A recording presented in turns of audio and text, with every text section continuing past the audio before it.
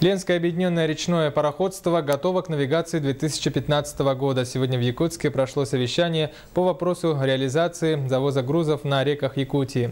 Так, для нужд республики планируется завести порядка 1,5 миллиона тонн грузов. Кроме того, для реализации проекта «Силы Сибири» доставят около 600 тысяч тонн грузов. На реки Якутии выйдут всего 718 единиц флота, обеспеченных предприятиями водного транспорта республики. Тем временем гидрометеорологическая служба прогнозирует начало ледохода в среднем на 8 суток раньше многолетних показателей.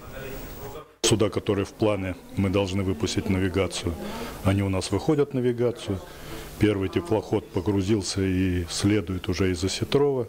Это танкер ТО-46, везет топливо.